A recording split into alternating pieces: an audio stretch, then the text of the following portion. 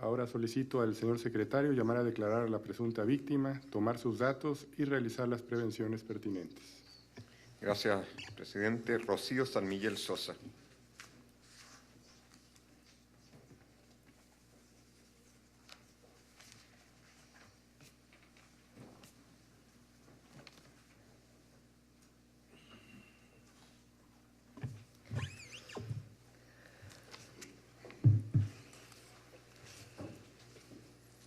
Buenos días. Buenos días. Solicito a la declarante manifestar ante la Corte su nombre. Mi nombre es Rocío San Miguel. Muchas gracias. Nacionalidad y lugar de residencia. Vivo en Caracas, Venezuela. Muchas gracias. La presunta víctima deberá limitarse a contestar clara y precisamente las preguntas que se le formulen. Se le informa que fue citada por la Corte para declarar sobre su participación en el año 2003 en la solicitud del referéndum revocatorio del entonces presidente de la República de Venezuela, así como sobre las circunstancias en que, después de la supuesta elaboración de la llamada lista Tascón, se les notificó la terminación de sus contratos de trabajo en la Dirección Nacional de Fronteras del Ministerio de Relaciones Exteriores de Venezuela. De igual manera, declarará sobre las gestiones realizadas en las instancias nacionales al respecto, así como los efectos que tal decisión y el término de la relación laboral tuvieron en su vida. Se le informa que, de acuerdo con el artículo 53 del reglamento de la Corte, los Estados no podrán expulsar a las presuntas víctimas, a los testigos y a los peritos, a sus representantes o asesores legales, ni ejercer represalias contra ellos o sus familiares, a causa de sus declaraciones, dictámenes rendidos o su defensa legal ante la Corte. Gracias, presidente. Gracias, señor secretario. Tiene el uso de la palabra la representación de las presuntas víctimas para proceder con el interrogatorio correspondiente. Señor presidente, honorable Corte, va a proceder con el interrogatorio de la declarante, el doctor Jesús Ollarvez. Muchas gracias. Adelante. Muy buenos días, señora San Miguel. ¿Podría usted explicar a esta honorable Corte en dónde trabajó en el periodo comprendido entre julio de 1996 y diciembre de 2004 y cuál era la naturaleza de su relación laboral? Trabajé en el Consejo Nacional de Fronteras durante 7 años, de manera ininterrumpida, sucesiva, y me desempeñaba como abogado, como asesor jurídico de este organismo consultivo.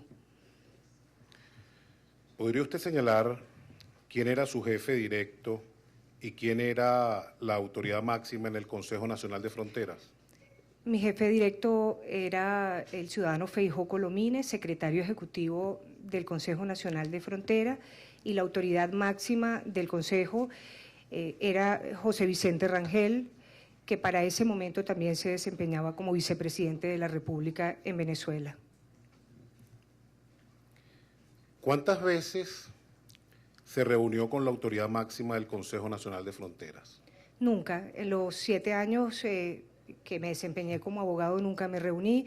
Mi trabajo era fundamentalmente técnico, especializado, elaborar dictámenes que contenían aspectos multidisciplinarios sobre temas que tenían que ver con la frontera venezolana. Señora San Miguel, ¿participó usted con su firma en la solicitud para la convocatoria a un referéndum con el objeto de revocar el mandato del entonces presidente de la República, Hugo Chávez Frías? Sí, participé en la solicitud de referéndum revocatorio de mandato presidencial. Señora San Miguel, usted, como asesora jurídica en el Consejo Nacional de Fronteras, de acuerdo al derecho venezolano, ¿podía firmar una solicitud para la convocatoria a un referéndum revocatorio presidencial? Sí, la solicitud de derechos políticos, los derechos políticos me asisten, el derecho a solicitar un referéndum revocatorio en Venezuela, por lo menos en los términos constitucionales, está permitido para todos los venezolanos, a pesar de la estigmatización que puedan tener quienes lo ejerzan. Señora San Miguel, ¿podría usted explicar las razones por las cuales dejó de trabajar en el Consejo Nacional de Fronteras? Bueno, las razones de haber cesado en mi trabajo obedecen a la discriminación política. Nosotros, Thais, Magali, Chan, que me acompañan, somos 3 trabajadoras del Consejo Nacional de Fronteras. Desde el momento que firmamos solicitando el referéndum revocatorio en ese periodo que se abrió en Venezuela para poder firmar, que me dio del 28 de diciembre del año 2003 hasta el 1 de diciembre del 2003, concurrimos a firmar a pesar de las advertencias que ya se hacían públicas en Venezuela. El presidente de la República había advertido en los medios de comunicación que quienes firmaran contra Chávez, allí quedaría su huella, su cédula y su rostro para la historia.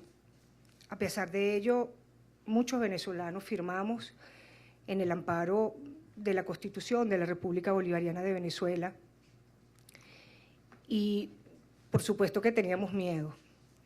Ya habían habido amenazas de quien se desempeñaba como coordinadora de los círculos bolivarianos, Lina Ron, quien había dicho que quien firmara contra su comandante o la mataban a ella o ella nos mataba. Ya habían habido amenazas que circulaban en los pasillos. Nosotros físicamente estábamos en un organismo que quedaba en la sede del Palacio Presidencial y ya se decía abiertamente que quien podría firmar podría ser despedido.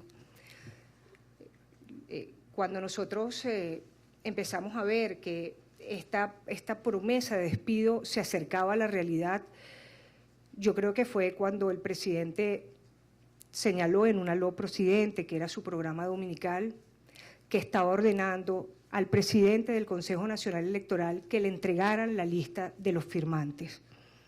Allí yo sentí que era muy probable que ya mi trayectoria profesional en la administración pública estaría próxima a terminar.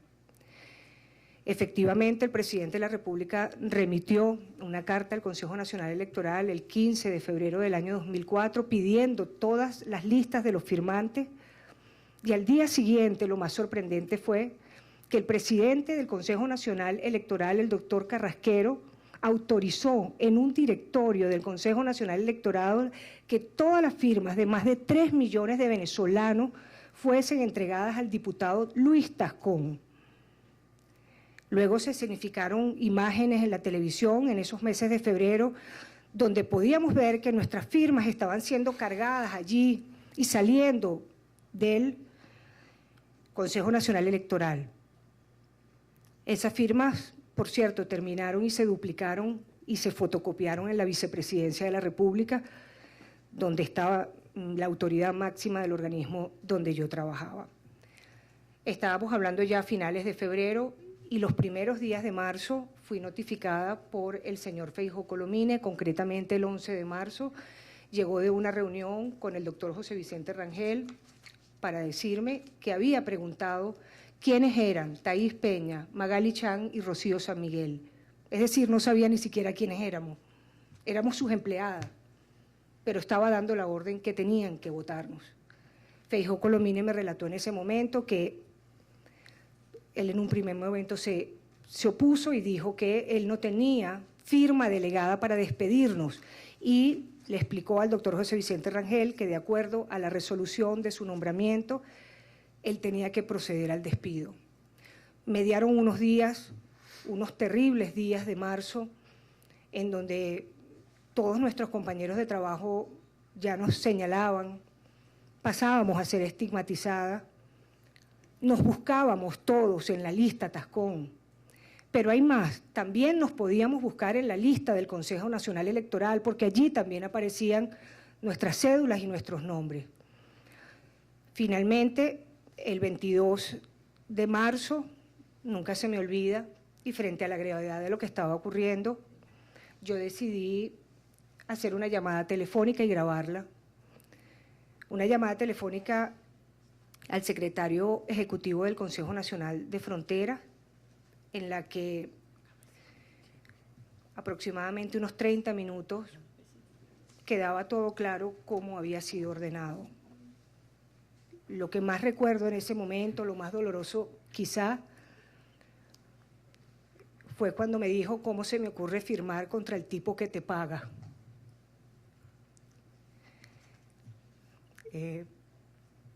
Hay muchos pasajes de esa conversación que fueron muy duros. Me amenazó para todo lo que podía ocurrir en el futuro, me dijo que esto tendría consecuencias. En la labor docente que yo desempeñaba para ese momento en la Escuela Superior de Guerra Aérea, en la Escuela Superior de Guerra Naval, donde tenía aproximadamente 13 años desempeñándome como docente, precisamente de Derechos Humanos y Derecho Internacional Humanitario, y me advirtió que también sería despedida, como en efecto ocurrió.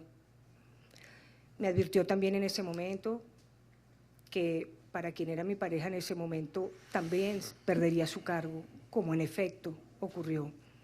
Es decir, lo más dramático de esa conversación telefónica no era solamente mi reclamo que yo le hacía por lo que estaba ocurriendo y exigiéndole que cómo se estaba prestando a esto. Y me dijo: si no lo hago, me votan a mí. La conversación telefónica terminó y el día 31 de marzo, a pesar de estar elaboradas las comunicaciones con fecha 12 de mente la carta, ya para el 31 de marzo ya veíamos en la televisión declaraciones como las del ministro de Salud en Venezuela, que nos señalaban a quienes habíamos firmado como terroristas, como traidores. Teníamos miedo de lo que podía pasar. Pensábamos incluso, yo en mi condición de abogado, sobre todas las diligencias pertinentes que eran necesarios hacer para poder adelantar lo que pudiéramos en términos de justicia. Y decidí remitir una carta al presidente del Consejo Nacional de Frontera, el doctor José Vicente Rangel, el día 29 de marzo, reclamando formalmente esta situación, advirtiéndole textualmente que esto era una violación de derechos humanos y que no podía ocurrir, especialmente por esa situación tan contradictoria de un hombre que en su vida se había llamado defensor de derechos humanos y que hoy estaba violando nuestros derechos humanos. Esos fueron básicamente los términos del despido y recogí mis cosas el día 31 de marzo, toda una vida en esas instalaciones, mi vida profesional, las metí en una caja y me retiré de mi trabajo. Señora San Miguel, al inicio de su respuesta usted mencionó un nombre, el nombre de una dama, Lina Ron. ¿Esa señora ocupaba algún cargo oficial? ¿Quién? Perdón, no escuché. Lina Ron. Usted mencionó a Lina Ron. ¿Esa señora ocupaba algún cargo oficial en Venezuela? Ella en ese momento era quien lideraba los círculos bolivarianos en Venezuela y posteriormente ella fue designada coordinadora de asuntos sociales de la Gobernación del Estado Miranda cuando el oficialista gobernador Diosdado Cabello asumió la gobernación de ese estado. Es decir, como coordinadora de los círculos bolivarianos, en estricto derecho no ejercía una función pública, pero había aquiescencia del Estado para el funcionamiento, para la operación, para las amenazas incluso que ejecutaban abiertamente los círculos bolivarianos contra quienes éramos identificados como traidores, como enemigos de la patria. ¿Qué fue lo que ella dijo? Ella dijo: quien firme contra mi comandante o me mata a mí o yo lo mato a él. Muy bien, muchas gracias. Aparte de usted, ¿cuántas personas fueron despedidas por firmar una solicitud para la convocatoria a un referéndum revocatorio presidencial? Fuimos despedidas de 21 personas que nos desempeñábamos en el Consejo Nacional de Frontera, todos los que firmamos. Es decir, Thaís Peña, Magali Chan, el señor Jorge Guerra, que era fotógrafo, tenía 70 años para ese momento, y fui despedida yo, es decir, 4 personas. Debemos entender que solamente despidieron a los que firmaron. Allí pasó algo que es revelador de las circunstancias del amedrentamiento, que significaba ejercer un acto de expresión contra el presidente de la República. El señor Guerra, además yo conversé con él telefónicamente y me pidió perdón. El señor Guerra logró quedarse en el Consejo Nacional de Frontera. Él me dijo en conversación que tuvimos que él era sostén de su nieta menor y que necesitaba indispensablemente el seguro médico y que ya todo estaba arreglado porque él, reparando su firma, es decir, haciendo que su firma fuera retirada de los solicitantes del referéndum revocatorio presidencial, podía quedarse trabajando en el Consejo Nacional de Frontera. Casualmente la firma del señor Guerra salió a reparo, la mía también salió a reparo. Si yo reparaba esa firma, es un producto del neolenguaje, es algo confuso. Si yo reparaba esa firma, yo ratificaba mi voluntad de solicitar el referéndum revocatorio presidencial. El señor Guerra, con no ratificar su firma, quedaba excluido de la lista de los solicitantes del referéndum revocatorio presidencial. Además pasaba algo muy grave. En Venezuela en ese momento se podían conseguir certificaciones del Consejo Nacional Electoral en la que usted hacía constar que había retirado su firma, que había dejado de ser solicitante del referéndum revocatorio presidencial. Y eso lo pudo lograr el señor Guerra y de esa manera quedarse en el Consejo. Muy bien. Señora San Miguel, o en la jurisdicción interna venezolana. A todas las instancias que me permite el derecho interno venezolano. En un primer momento acudimos a la Defensoría del Pueblo, donde trabajaba el agente del Estado para esa época, donde trabajaba el anterior agente del Estado, el doctor Germán Saltrón. Lo más increíble que pasó en la Defensoría del Pueblo fue que extraviaron nuestros documentos. Al requerimiento nuestro de cuál era el resultado de la investigación, tuvieron que pedirnos nuevamente que presentáramos la denuncia.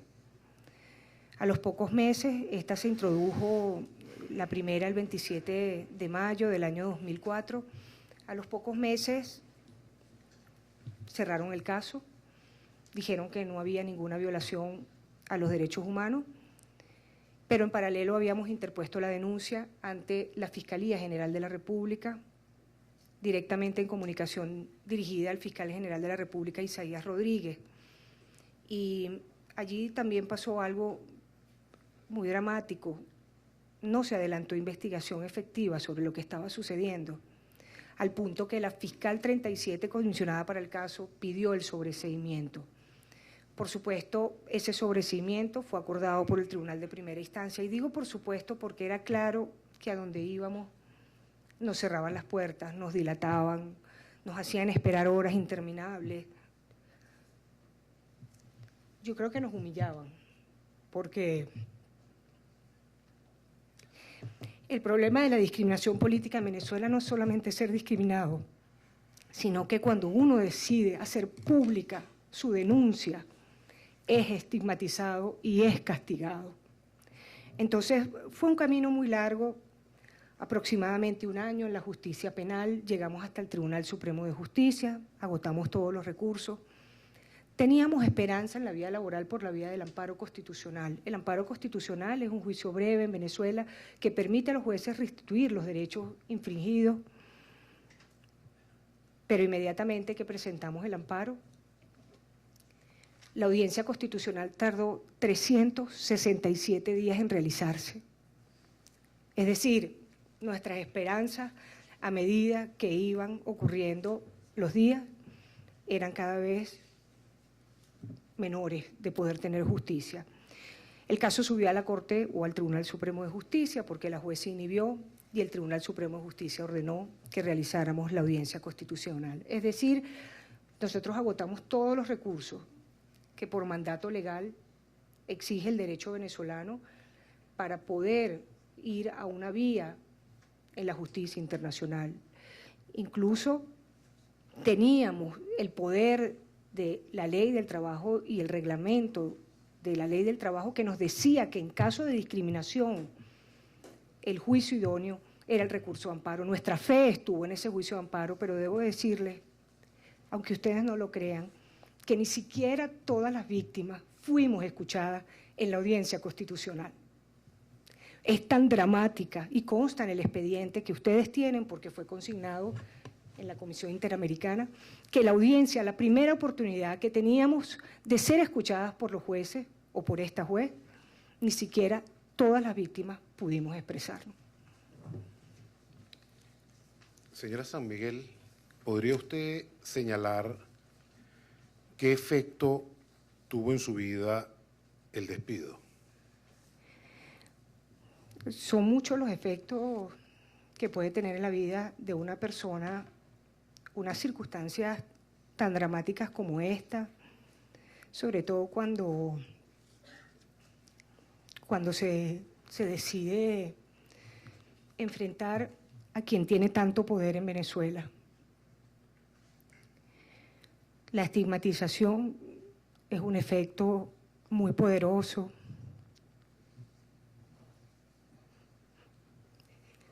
Luego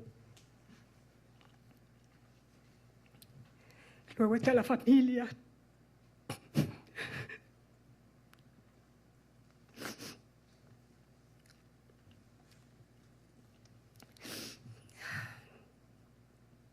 Mi hija para ese momento tenía 5 años.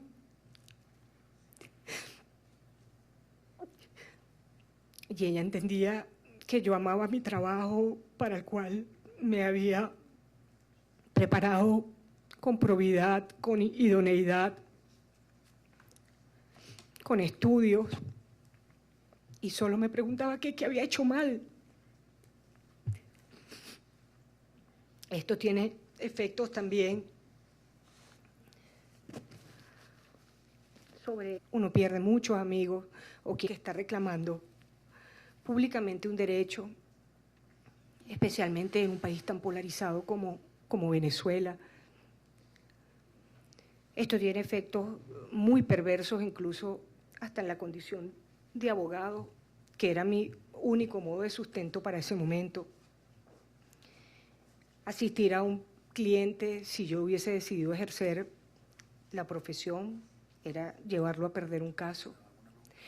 Esto tuvo efectos sobre mi desempeño como profesora en las escuelas de formación militar. Me despidieron. Quien era mi pareja en ese momento fue despedido de la Fuerza Armada Nacional, perdió su carrera militar. Mi esposo fue llamado, está sentado en esta sala, fue llamado por la Dirección de Contrainteligencia Militar y cuando entró le dijeron, ¿sabes por qué estás aquí? Por Rocío San Miguel. Y también perdió su carrera. Decidí convertirme en defensora de derechos humanos porque era un año entero en el que teníamos que hacer millones de diligencias. Es decir, no había un requisito ni un espacio para poder tener otra actividad posible. Y el Estado castiga.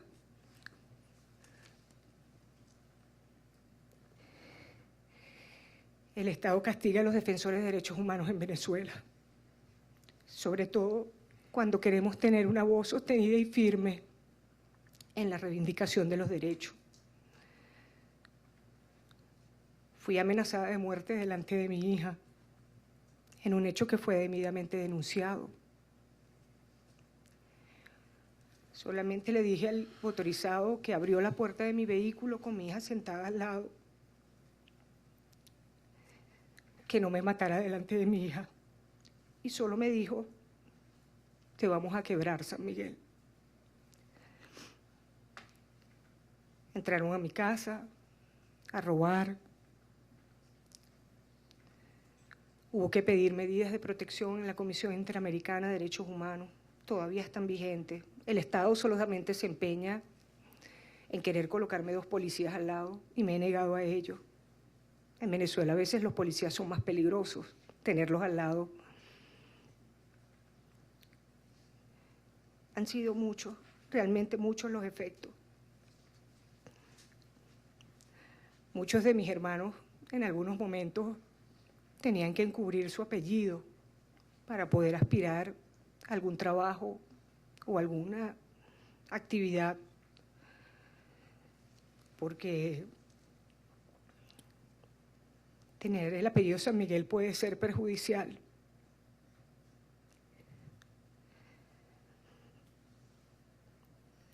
Recuerdo que estaba listo un libro para publicarse de Derecho Internacional Humanitario que había editado un organismo internacional con sede en Venezuela. Ya estaban las cajas listas y me dijeron: Rocío, no podemos divulgarlo, estás peleando con el vicepresidente de la República. Y nosotros ya tenemos el acuerdo sede en Venezuela y esto podría comprometer el acuerdo sede. Los efectos son tan grandes de esto que cuando nosotros tratamos de autenticar los affidavits, que son parte de este caso, de aproximadamente casi 30 declaraciones, 29 de testigos, peritos, víctimas. Cuando llegamos a la primera notaría, una de las muchachas, antes de que empezáramos a grabar, porque es que el único medio probatorio que teníamos era ese, me dijo: ay, doctora, cuando yo ya la vi que entró, ya sabía que iba a haber problemas. Porque hay miedo, hay mucho miedo. Por quien tiene una expresión crítica, disidente, opositora en Venezuela, es castigado por el Estado. Y todo eso lo vivimos. En el caso de mis compañeras, una tuvo que ser operada de la lengua por amputarle la punta de la lengua porque el estrés la mataba. Hay secuelas físicas en todas, yo no quiero, y además no tengo el derecho de expresarlas aquí porque esto es una audiencia pública y sería hacer más daño todavía. Han hecho, más allá de las secuelas emocionales, están allí los peritos que emitieron sus dictámenes y creo que de alguna manera recogen lo que nosotros hemos vivido. Y usted, doctor Ollar, me pregunta, ¿cuáles son los efectos? Todavía pueden haber efectos. Nosotros podemos llegar a Venezuela y poder seguir siendo castigados. Nosotros teníamos miedo cuando salimos con los documentos del país, porque no sabían si nos lo podían quitar. Dos de mis compañeras tuvieron que pedir pasaportes provisionales porque no les emitían los pasaportes que tiene derecho un venezolano para salir. Y hasta el día antes de nuestro vuelo no sabían si ellas podían estar aquí. Insistimos ante el Consulado de Costa Rica en Venezuela. Tuvimos que sacarle el acuerdo sede entre la Corte y el gobierno de Costa Rica para que entendieran que tendrían que darnos un salvoconducto. Y no obstante, en Panamá no se les permitió recoger sus maletas porque tenían un pasaporte provisional expedido por Venezuela, a pesar de que la autoridad que expide los pasaportes en Venezuela tenía en sus manos, porque se los entregamos, la resolución de la Corte Interamericana de Derechos Humanos diciendo que nosotros teníamos que concurrir. Yo podría estar aquí todo el día hablándoles de todos los efectos, pero yo creo que esto describe de alguna manera el dolor con algunos ejemplos que pudimos haber sentido nosotras y muy probablemente miles de venezolanos que no han podido llegar hasta aquí a contárselo a jueces imparciales, a jueces independientes.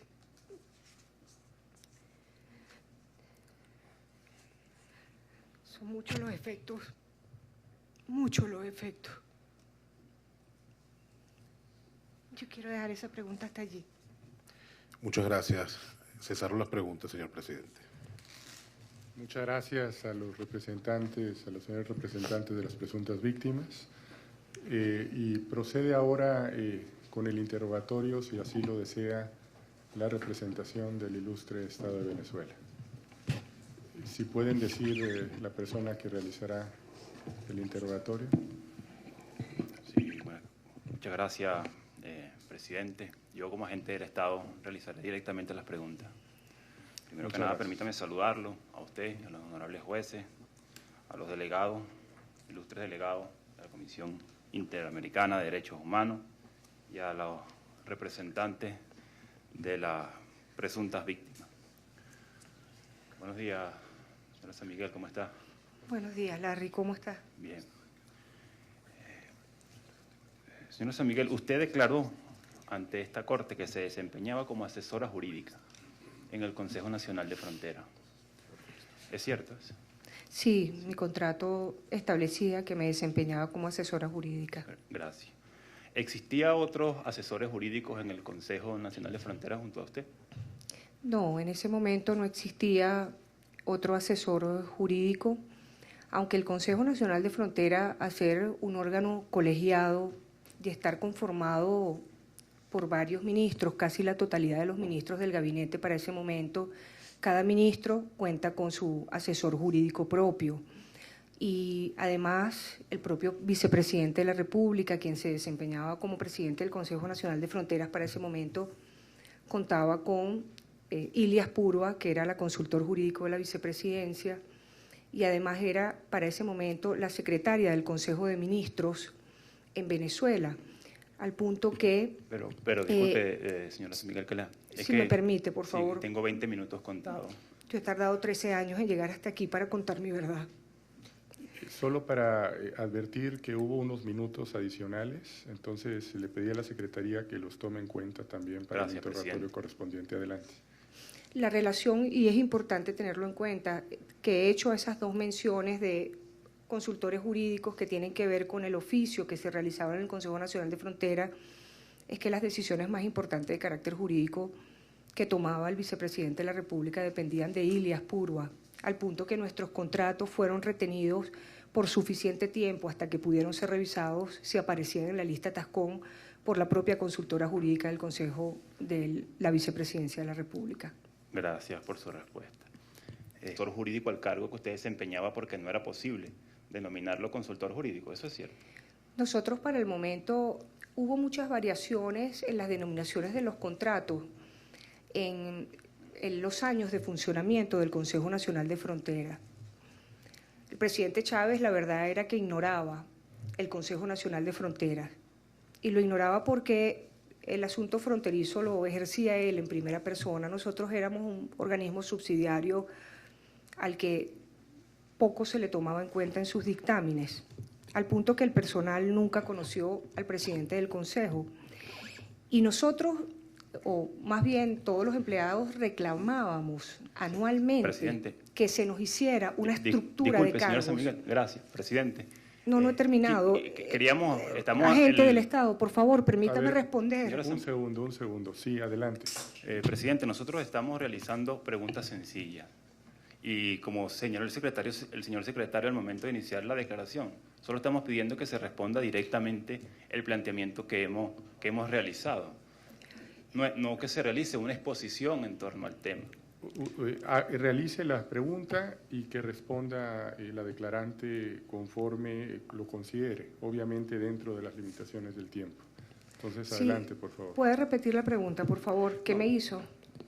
Vamos a pasar a otra pregunta. No, puede repetírmela, por favor, y deme el derecho, por favor, de expresarla. La pregunta era si su cargo anteriormente había sido denominado como consultora jurídica. ¿Sí? Sí, hay una pero es que estaba en marcha la posibilidad de conseguir cargos fijos y era una pelea que teníamos los empleados y un reclamo permanente. Gracias, señora San Miguel. ¿Dónde firmó usted para solicitar el referendo revocatorio? Yo firmé la circunscripción que me tocaba. En ese momento yo vivía en San Bernardino, en Caracas, y firmé allí.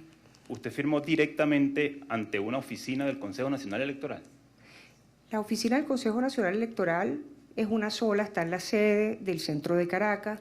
Luego se abren los colegios electorales cuando hay procesos de elecciones en Venezuela. La pregunta que usted me está haciendo es capciosa. No hay oficinas del Consejo Nacional Electoral para votar. Uno acude a los espacios que son designados por el Consejo Nacional Electoral para que uno deposite o bien su voto o bien su firma de solicitud de referéndum revocatorio presidencial. Y en el proceso abierto por el Consejo Nacional Electoral, tutoreado por el Consejo Nacional Electoral, que me dio del 28 de noviembre al 1 de diciembre, acudí al centro que se me indicó, donde yo podía expresar mi manifestación de voluntad en torno si quería o no solicitar el referéndum revocatorio de mandato presidencial. Gracias. ¿Ese proceso de recolección de firmas era dirigido por el Consejo Nacional Electoral o por una organización política? Repítame la pregunta. El proceso de recolección de firmas, ¿era dirigido por el Consejo Nacional Electoral o por una organización política? El proceso fue convocado por el Consejo Nacional Electoral. Debo además decir que para esos días, del 28 al 1 de diciembre, 28 de noviembre al 1 de diciembre, se efectuó las solicitudes de quienes queríamos firmar contra el presidente de la República. Así se decía, contra el presidente de la República. Pero también el Consejo Nacional Electoral realizó las convocatorias respectivas para quienes querían firmar contra los diputados oficialistas. Gracias. ¿Usted sabe cuál fue el rol de oposición, de oposición. ¿Usted sabe cuál fue el rol de Súmate, durante una organización llamada Súmate, durante el proceso de recolección de firmas? Yo no tenía vínculo con Súmate, yo era un funcionario público que realizaba mi actividad con la mayor dedicación, y en Venezuela había muchos participantes que diariamente estimulaban, dependiendo del carácter que quisieran impulsar, bien sean oficialistas o bien sean opositores, lo que trataban de hacer llamados a sus filas. Entiendo que para ese momento habían muchas organizaciones de la sociedad civil que promovían el derecho a la realización del referéndum revocatorio, entre ellas la organización Súmate, y que era imposible un gesto tan fácil como el de hacer un referéndum revocatorio, lograr arribar a él. Hubo más de 33 obstáculos que estableció el Consejo Nacional Electoral para que los ciudadanos, simplemente ciudadanos, yo era simplemente ciudadano, pudiéramos ejercer el derecho constitucional que la República Bolivariana de Venezuela nos había otorgado con esta novísima Constitución. Gracias. Usted en su declaración se refirió a que buscó su nombre en una lista publicada por el Consejo Nacional Electoral. ¿Eso es cierto? Sí, fíjese, en los primeros días que ocurrió el despido, la lista que era pública era la lista de Luis Tascón, www.luistascon.com, como la promocionó el propio presidente. El presidente de la República, además, en una imagen terrible, con un molino de carne, moliendo carne, mientras le decía al diputado Luis Tascón: ¡Epa, Tascón, yo estoy en la lista!, haciéndonos ver a todos los venezolanos que éramos carne triturada, transmitiendo esto. Yo busqué mi nombre en la lista, Luis Tascón, y no solamente mi nombre y mi cédula, se buscaba y se introducía. El mecanismo de la lista Tascón era introducir los números de la cédula de identidad para poder saber si una persona había firmado la solicitud del referéndum revocatorio presidencial. Y además revisé toda la lista de las firmas de los empleados del Consejo Nacional de Frontera, porque hubo un compañero de trabajo que me dijo: Rocío, solo firmaron ustedes, revísalas todas. Perfecto. Y se pudieron revisar.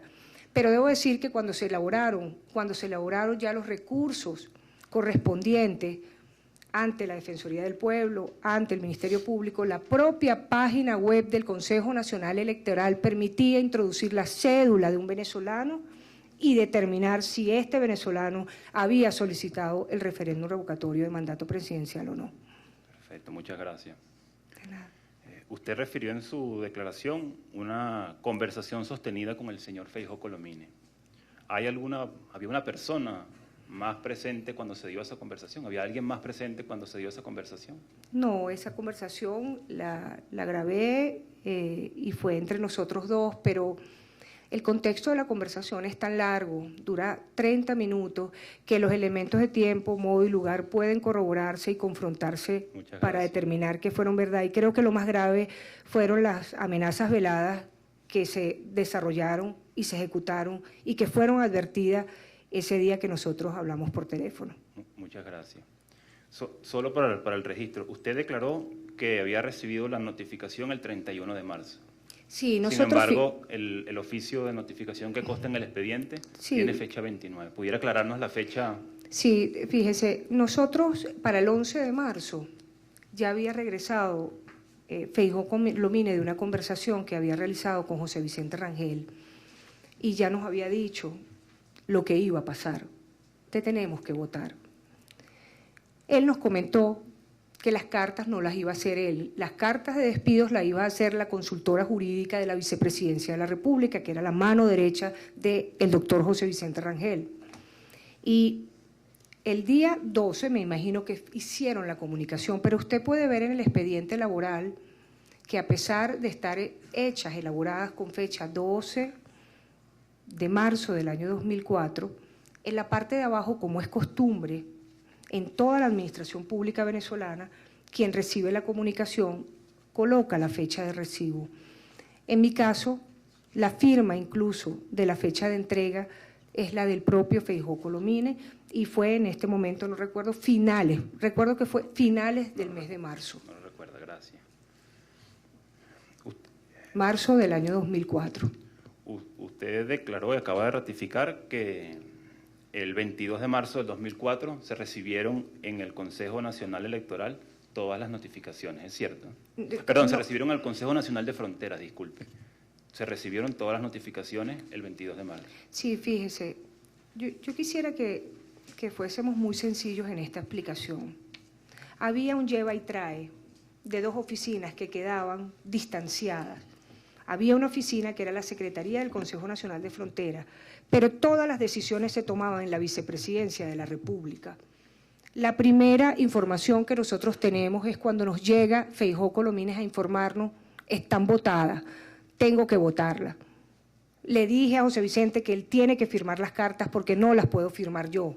Entonces, ese lleva y trae va generando una dilación en el momento en que se hacen las cartas, finalmente son entregadas a cada una de las personas para quedar notificadas. Y debo decirle además con horror que en ese interludio de tiempo ya el ministro de Salud amenazaba con ser terroristas a quienes firmaban. Ya el ministro de Relaciones Exteriores, Jesús Arnaldo Pérez, señalaba que tenían que ser removidos los funcionarios que hubiesen firmado. Ya comenzaban a aparecer en los medios de comunicación miles, cientos, para ese momento no eran miles, cientos en el mes de marzo, de personas que declaraban que estaban viviendo lo mismo que nosotros estábamos viviendo en ese momento, con el mismo método. Una carta de despido en la que se decía, usted tiene que irse, pero muy habladito, muy cercanamente, escarmentando a la persona, te vas porque firmaste contra el presidente de la República. Eso fue lo que pasó. Gracias. ¿Usted recuerda si cuando esas cartas o esas notificaciones llegaron al Consejo Nacional de Frontera, ya se había publicado la lista de personas sujetas a reparo? Es decir, ya eran públicas las firmas que debían ser reparadas. No puedo precisar la fecha, pero sí creo que es importante con respecto a los reparos lo siguiente. Creo que el método de los reparos tiene que tomar en cuenta los jueces. Fue una solución sobrevenida, fue una regla que no estaba al momento que nosotros firmamos en el referéndum revocatorio presidencial. Los reparos se inventaron para que miles de ciudadanos retiraran la firma de solicitud del presidente de la República. Y yo no puedo recordar exactamente en esta fecha cuándo es que se perfeccionó definitivamente el anuncio por parte del Consejo Nacional Electoral, pero permítame más. Debo decir que al día siguiente de haberse terminado el proceso de recolección de firmas, que va del 28 de noviembre al 1 de diciembre, el día 2 de diciembre, el ministro de Infraestructura para ese momento, Diosdado Cabello, dijo, todas las firmas de quienes solicitaron el referéndum revocatorio presidencial van a estar expuestas en los centros de votación para que los 24 millones de personas puedan verlo. Yo creo que todavía no estaba pensado por parte del alto gobierno cuál iba a ser el método para amedrentar sobre todo a los empleados públicos. Y entonces, por cierto, allí yo me asusté mucho porque eso fue una declaración pública y comunicacional. y estaba saliendo en ese momento Diosdado Cabello el día 2 de diciembre del despacho del vicepresidente de la República diciendo que nuestras firmas las irían a ver 24 millones de personas.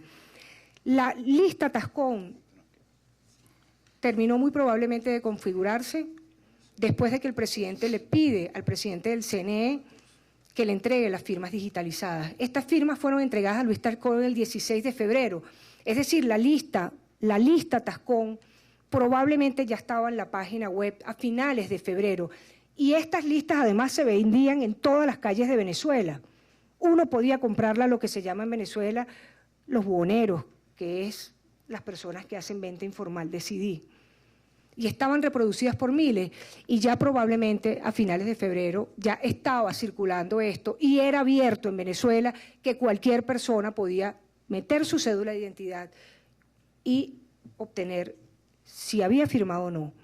Además, usted sabe que luego se generó la lista Maizanta, lo sabe, mucho más perversa, donde además aparecían los datos del domicilio de los firmantes y donde aparecía si habíamos firmado o no, con unos criterios muy perversos para saber y reafirmar la orientación política de los reafirmantes. Muchas gracias por su respuesta. O sea que para la fecha en que a usted le fue notificada su terminación de contrato, no se sabía si su firma debía ser reparada o no. ¿Es cierto o no? No lo recuerdo en ese momento exactamente. Gracias. Fíjese algo, pero sí es importante este detalle. Yo recuerdo que Feijó Colomine en ese momento le ofreció a Jorge Guerra que iba a arreglar eso, además lo dijo de una manera tan fuerte, que iba a arreglar eso con Jesse Chacón, que era ministro de Relaciones Interiores. Y el arreglar eso con Jesse Chacón es que probablemente no estaban claras las fórmulas en las que se podían reparar las firmas en ese momento, pero ya estaba concebido por el Estado desde el 2 de diciembre del 2003 un mecanismo para encontrar la vía de chantajear a las personas, porque esto al final es de lo que se trata, de chantajear a las personas. Usted me dice en este momento, ¿qué día exactamente promulgó el CNE la oportunidad de reparo? No lo sé, pero yo fui llamada a reparar y yo reparé mi firma para reafirmar mi solicitud del referéndum revocatorio presidencial. Muchas gracias. Señora San Miguel, ¿usted pudo ver directamente la supuesta notificación de terminación de contrato del señor Jorge Guerra? Él me la enseñó, nosotros la vimos, las tres la vimos. Y a las 3 él nos relató lo que le sucedió. Y quiere que le diga más algo, él nos pidió perdón a las 3. El señor Guerra sufrió mucho por lo que pasó, porque además hay formas que suceden con la discriminación. Hay quienes luchan por obtener la verdad, por obtener la justicia, y hay otros que se deprimen tanto y son chantajeados que su vida termina siendo muy perversa. Él nos pidió perdón a nosotras 3, en conversaciones que sostuvimos cada una de nosotras con él. Muchas gracias. Señor San Miguel, consta en el expediente una declaración que usted rindió ante el Ministerio Público en abril del 2004. ¿Por qué en esa ocasión no declaró haber visto la notificación del señor Jorge Guerra? Porque notificamos y explicamos muy bien que él formaba parte de los despedidos. Es decir, nosotros reafirmamos ante el Ministerio Público, la Fiscalía General de la República, que los 4 firmantes de la solicitud del referéndum revocatorio, las únicas personas que firmamos en el Consejo Nacional de Frontera, fuimos despedidas. Perfecto, muchas. En la declaración usted sabe cómo es el modo que interpelan los fiscales, y los fiscales suelen tratar de condensar cosas que uno podía haberse extendido, te busca en este momento, que es si vimos o no. Es más, yo me atrevería a decir que nosotros tuvimos en nuestras manos la carta de despido del señor Jorge Guerra. Muchas gracias, señora San Miguel. Unas últimas preguntas ya terminando. Usted refirió en su declaración, hizo referencia a su pareja para el momento de los acontecimientos. ¿Pudiera decirnos cuál era el nombre de su pareja para esa época? Sí, cómo no. Yo estaba casada para ese momento con un oficial de la Fuerza Aérea Venezolana, el coronel Víctor Díaz. A él se le amenazó con separársele de su cargo después de que yo firmé y efectivamente perdió su carrera militar. Yo me encuentro actualmente casada con mi esposo, que es el señor Alejandro González, y él también perdió su carrera por estar vinculado a Rocío San Miguel. ¿Sabe usted si el señor Víctor Díaz Paruta se desempeñaba como director de un cuerpo de policía para esa época? No, mi esposo, para ese momento, Víctor Díaz era coronel de la Fuerza Aérea. Él en ese momento estaba trabajando adscrito a, es más, fíjese, para el año 2003-2004, él estaba terminando su curso en el Instituto de Altos Estudios de la Defensa Nacional. Víctor Díaz Paruta nunca ha ejercido funciones de policía, de manera que creo que está equivocado con el planteamiento de la pregunta. ¿Y su esposo es familiar o hermano del señor Leonardo Díaz Paruta? Sí, tiene hermanos, tiene 5 hermanos, mi ex esposo, pero no sé a qué trata de inducir el doctor. Solo teníamos una confusión en cuanto al nombre. Continúa la estigmatización, doctor. No, no es estigmatización. Sí lo hace. Y lo hace además de manera cínica y perversa. Perdón, Porque ¿puede está continuar? aludiendo a mi relación de pareja en el pasado, no sé con qué fin, y además buscando relaciones de mi excónyuge con el resto de su familia, y eso es perverso. Perdón, vamos a proceder, continuar con el interrogatorio. Gracias. Señor San Miguel, usted refirió en su declaración haber sido víctima de un atentado. ¿Puede recordar en qué fecha ocurrió ese hecho que narró a la Corte? Mire, han ocurrido varias cosas en mi vida. En el año 2008, después de hacer una importante incidencia contra la ley Sapo, se le denominó la ley Sapo en Venezuela, que era la ley que regulaba el Sistema Nacional de Inteligencia y Contrainteligencia. Hicimos una importante incidencia en el país por más de 30 días que logró hacer retroceder al presidente y derogar la ley. Era una ley que obligaba a los venezolanos a convertirse en delatores de otros. A los 15 días casi fui asesinada en un incidente que ocurrió en Valencia. Personas armadas y encapuchadas trataron de amedrentarme. Lo más increíble es que no se produjo ningún robo, es decir, no había solicitud de entrega de la cartera, de las cosas que teníamos. Tuve que salvar mi vida en ese momento, estuve 5 horas sumergida en el agua, no sabía qué era lo que estaba pasando en ese momento, si eran simples delincuentes, si eran guerrilleros, pero sí sabía claramente que veníamos de hacer una importante incidencia con más de 900 entrevistas en medios de comunicación, visibilizando la gravedad para los venezolanos de la ley Sapo, que era la ley que regulaba los sistemas nacionales de inteligencia y contrainteligencia. Lo curioso es que nunca se investigó lo que allí pasó. El expediente desapareció. A los pocos días tuve que salir del país porque los miedos eran muy grandes. Y cuando estaba en el exterior ingresaron a mi casa. Eso es otra forma de atentado. Posteriormente, en el año 2015, hubo un atentado grave, un individuo en moto se colocó a mi lado, insistía en que le diera el teléfono, tenía a mi hija al lado, tenía la cartera abierta, además estaba con speaker dando una entrevista en un medio de comunicación social en el estado Zulia y quedó parte grabado de lo que estaba sucediendo en ese incidente. Y el supuesto ladrón solamente insistía en mi teléfono se había caído en el medio, mi hija tenía su teléfono probablemente hasta mejor que el mío, pero el ladrón insistía en mi teléfono, en mi desespero le decía que no podía encontrarlo. Pasó algo característico, los ladrones suelen robar en pareja, ese individuo iba de ese robo muy prolongado, viendo cómo sudaba su frente. Él trató de meter la mano hacia atrás y sentí que me iba a matar y fue cuando le dije no me mates delante de mi hija.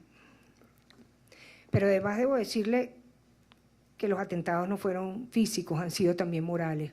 Yo les invito a todos los jueces a que pongan en la Twitter Rocío traidora a la patria y ustedes van a encontrar todo un registro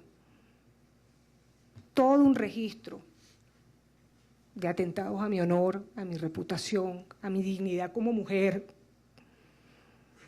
que se han ejercido desde diferentes medios sociales articulados por por lo que llama el gobierno los guerreros del Twitter a veces los llama de muchas maneras, pero que ejercen difamación contra quienes levantamos la voz. Han llegado a poner fotografías de mi hija y mía saliendo de un maratón con una frase abajo que dice: ellas vienen de oler líneas de cocaína.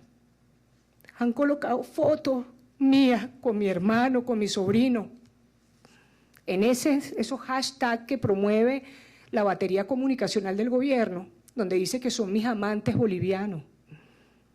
Han hackeado todas mis cuentas de correo electrónico, han expuesto fotos privadas de mi familia, de las hijas de mi esposo, han tapado su rostro y lo han amenazado de muerte. Todo eso son atentados que yo he sufrido simplemente por levantar mi voz y por ser defensora de derechos humanos en Venezuela. Eso es parte de los atentados que he sufrido. Y todos siempre denunciados en la Fiscalía General de la República. Es más, hay un caso abierto en la Fiscalía 30 con competencia nacional. Y todos siempre tienen por conclusión que nunca se investigan los hechos y nunca se detienen a los culpables y continúa la agresión contra quienes decidimos levantar la voz en Venezuela. Usted sabe lo que puede pasar cuando yo llegue a Venezuela, ¿verdad? Puede pasar lo peor. Usted lo sabe. Y hemos hablado, una vez nos encontramos en una reunión del Consejo de Derechos Humanos. Fue la primera vez que yo lo vi a usted. Usted además es familia de Germán Saltrón. Probablemente Germán Saltrón no vino a esta audiencia porque Germán trabajó muchos años con nosotros. Él era asesor jurídico de Prodesur y probablemente en su integridad no hubiese soportado esta audiencia porque él sabe lo que pasó en estos hechos. Y usted sabe lo que nos puede pasar a nosotras cuando lleguemos a Venezuela. Usted sabe que el presidente de la República me ha acusado a mí de golpista en el año 2015. Usted sabe perfectamente que el ministro de Relaciones Interiores, por nosotros ir a ver por la seguridad de generales detenidos en la Dirección de Contrainteligencia Militar, nos han acusado de golpista, solamente por velar por el respeto a los derechos humanos. Para que entiendan, yo estoy al frente de una organización no gubernamental en Venezuela que ejerce Contraloría sobre aspectos de seguridad, defensa y Fuerza Armada Nacional. Y cada vez que hacemos incidencias sobre algún hecho importante, adversamos alguna ley, denunciamos graves violaciones a los derechos humanos, el patrón de agresiones del Estado en contra nuestra son interminables. Muchas gracias, señora Rocío. Presidente, no tenemos más preguntas que realizar. Muchas gracias. Muchas gracias al señor agente del Estado. Pregunto ahora a la señora y a los señores jueces si desean formular alguna pregunta a la declarante. Juez Patricio Pazmiño Freire. Juez Raúl Zaffaroni. Jueza Elizabeth Odio Benito. Juez Humberto Antonio Sierra Porto. Juez Eduardo Biogrossi. Sí, señor. Adelante, por favor. Primero una cuestión preliminar para entender bien. Esto de reparar firma, ¿qué significa? En su momento, reparar firma significaba que las personas, no obstante haber firmado solicitando el referéndum revocatorio, el Consejo Nacional Electoral dudaba por algún desperfecto que hubiese en la planilla donde nosotros depositamos nuestra firma o algún otro imperfecto que ellos estructuraron. Ellos determinaban que las personas tenían que ir a reafirmar su voluntad de solicitud del referéndum revocatorio de mandato. Eso permitió que en el tiempo que dista entre la recolección de las firmas y la realización definitiva del referéndum revocatorio de mandato presidencial, que fue efectivamente el acto del revocatorio, no recuerdo si fue en julio o en agosto del año 2004, permitió que muchas personas fuesen chantajeadas.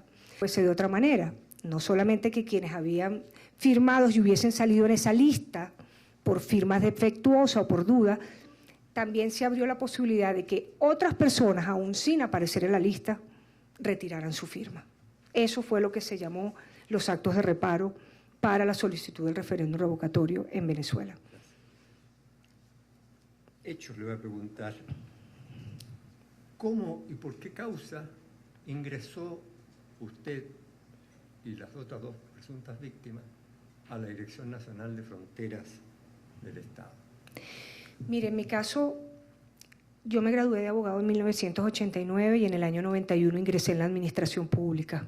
Desde el año 91 hasta el 2004 ejercí ininterrumpidamente en dos cargos fundamentales, en la Secretaría del Consejo de Defensa de la Nación y en el Consejo Nacional de Frontera. La Secretaría del Consejo de Defensa de la Nación se encontraba en el mismo área del Consejo Nacional de Frontera y nosotros logramos ingresar, en mi caso en el año 96, porque se abrió la posibilidad de que ingresara un abogado con capacidad técnica para entender la naturaleza jurídica de los problemas fronterizos, es decir, que tuviese formación en seguridad y defensa, que tuviese formación en la administración pública, que tuviese una serie de características de idoneidad para servir técnicamente en las labores de dictámenes, documentos de asesoría. Es por esa razón que, viendo esa oportunidad y para ese momento ejerciendo la presidencia del Consejo Nacional de Frontera, Pompeyo Márquez, ingreso y salgo de un día para otro de la Secretaría del Consejo de Defensa de la Nación para iniciar lo que eran mis contratos sucesivos y anuales, una perversión, por cierto, en Venezuela, que prácticamente convierte en funcionarios públicos a los venezolanos, pero es una modalidad perversa de contrato. Entré en el Consejo Nacional de Frontera. Mi compañera Thaís Peña venía ya casi 20 años, creo, en total, pero 9 años en el Consejo Nacional de Fronteras. Los precedentes, trabajó en distintos gobiernos en el despacho de la Presidencia de la República. Yo creo que Thaís Peña pudo haber trabajado con casi 7 presidentes de la República como secretaria en el despacho de la Presidencia de la República. Se abrió la oportunidad de ingresar al Consejo Nacional de Fronteras y entra, en su caso también, porque en ese momento estaba un funcionario que dio cabida a quienes estaban dentro del propio Palacio Blanco para permitirles ingresar. E igualmente, en el caso de Magali no tenía antecedentes para ese momento en la administración pública, pero logró ingresar como asistente de personal en el Consejo Nacional de Fronteras por 6 años de manera ininterrumpida también. ¿Se podría concluir en consecuencia que al menos respecto de usted y una de sus compañeras, no hubo razón política para ingresar al servicio?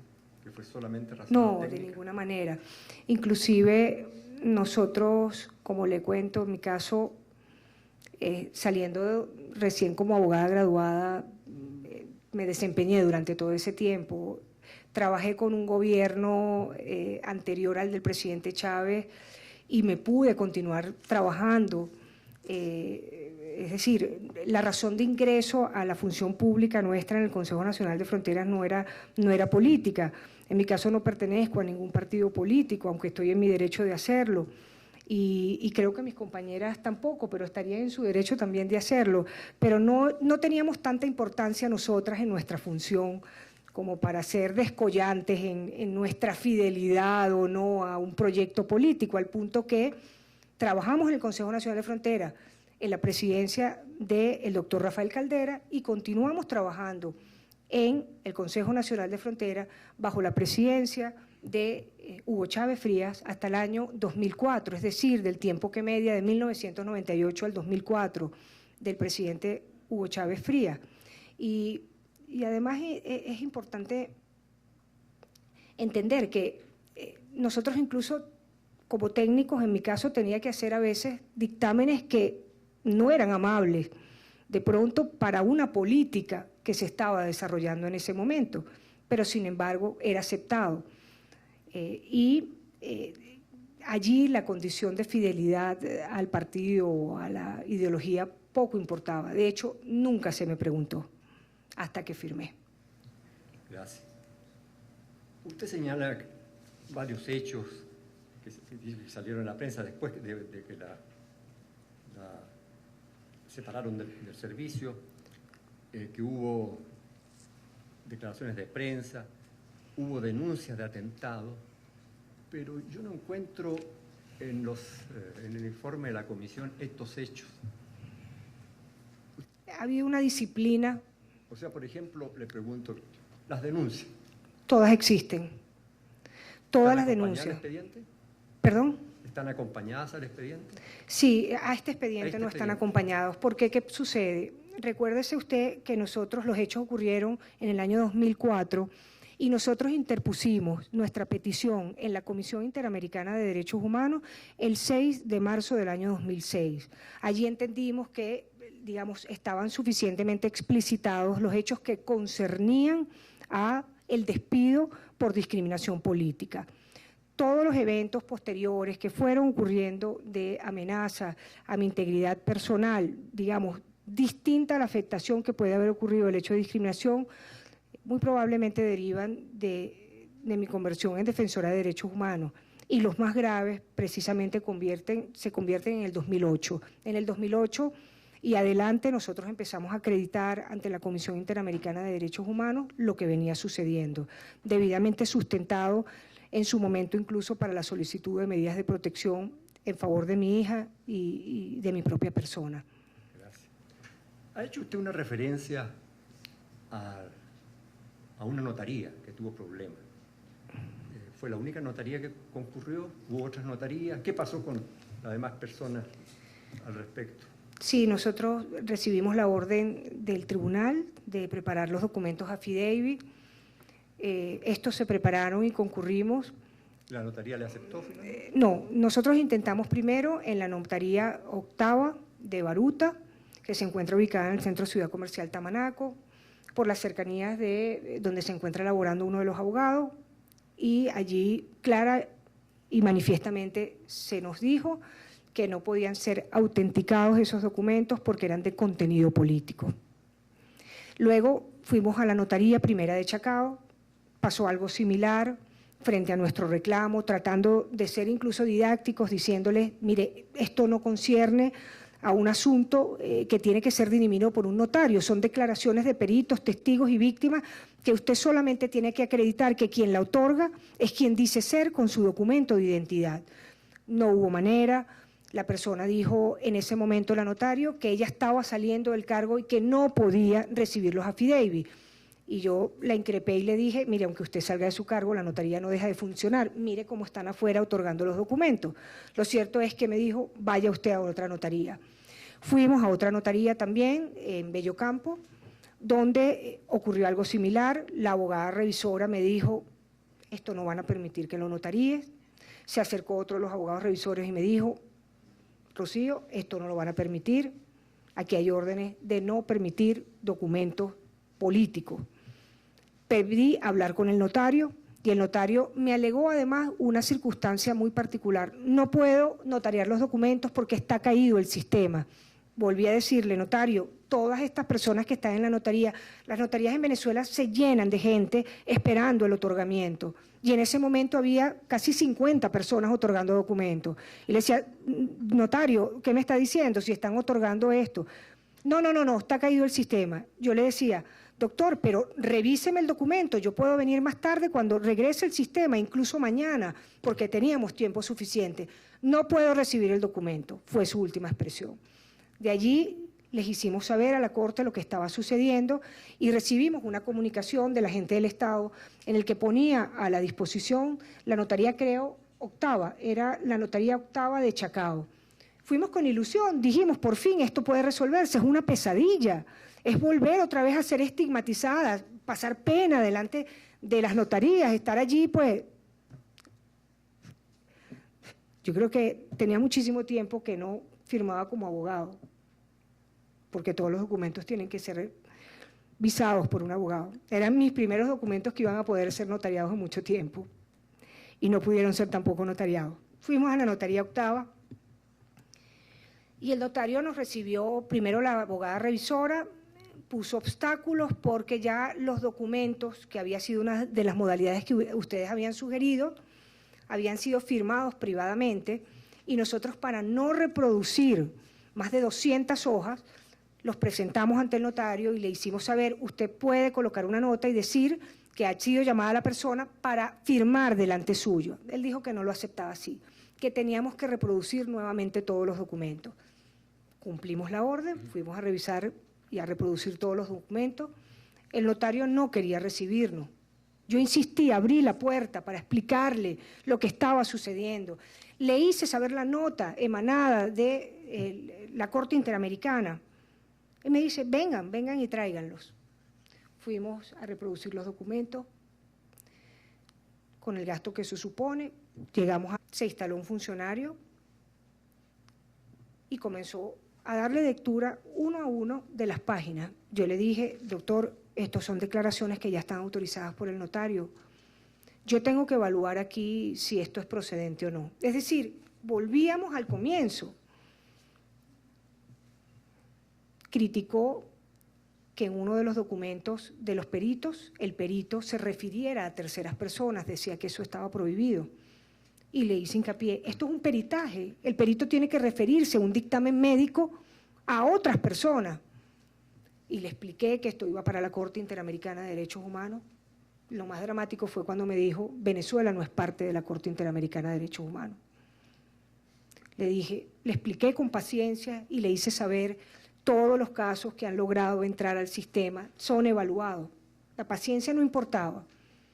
Apagaron las luces, amenazaron con llamarnos a la policía, con retirarnos. Una de las empleadas decía que tenía que buscar a sus hijos y el funcionario yo solamente le pedía que me diera su nombre para hacer la denuncia pertinente. Se negaba a darme su nombre.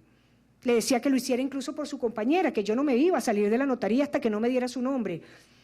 Y hay testimonio de eso, lo transmitimos, apagaron las luces, amenazaron con llevarnos a la policía para que nos sacaran de allí y finalmente no pudimos otorgar los affidavits que se lograban intentar autenticar en Venezuela.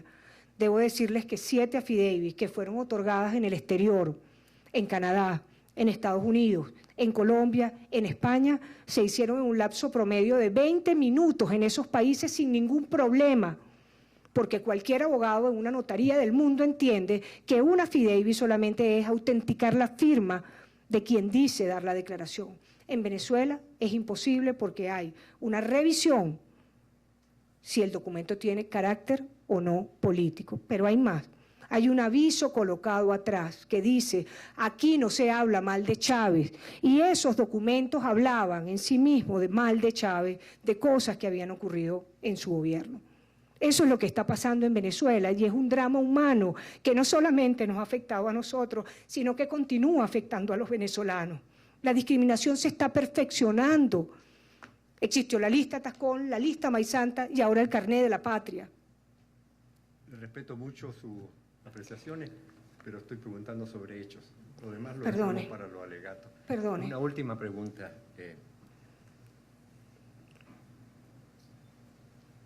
¿Qué espera después de lo que nos ha declarado respecto de lo que eventualmente pueda fallar la Corte? Fíjese la pregunta que estoy haciendo. Mire, estar aquí es un acto de reparación para mí, para mi hija, para mi papá, para mis hermanos, para Taís y para Magali. Esto es en sí un acto de reparación, es la primera vez que hemos sido escuchadas por jueces independientes. Yo soy abogado y yo quiero volver a creer en la justicia.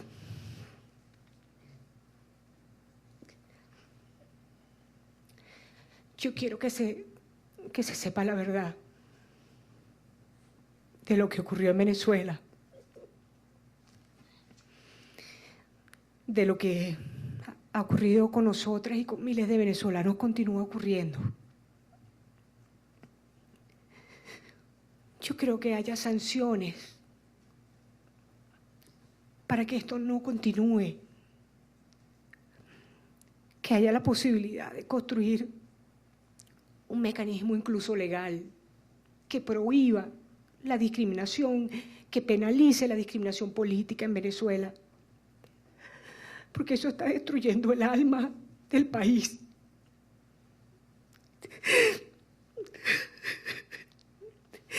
Y esto tiene que cesar. La discriminación política va a terminar llevando a una guerra a los venezolanos. de uno contra otro. Y yo aspiro de esta corte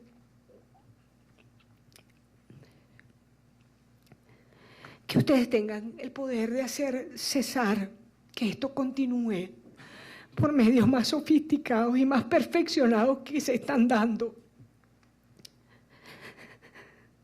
Porque esto hace mucho daño. Y más cuando se muere. Como en este caso. Magali empezó esto cuando tenía 50 años, más nunca ha podido trabajar. Vive de su pensión. Esto ha hecho mucho daño. No quisiera alterarla más el respeto. Le agradezco la respuesta. No tengo más preguntas, señor presidente. Gracias. Muchas gracias, juez Biogrossi. Señora San Miguel, esta corte ya no tiene más preguntas. ¿Quisiera agregar algo más antes de retirarse? No, darle las gracias por haberme escuchado. Es lo único que quiero agregar. Le agradecemos nosotros su presencia, su declaración el día de hoy ante la Corte. Ha terminado su declaración. Puede retirarse y, si lo desea, permanecer en el auditorio. Muchas gracias. Gracias.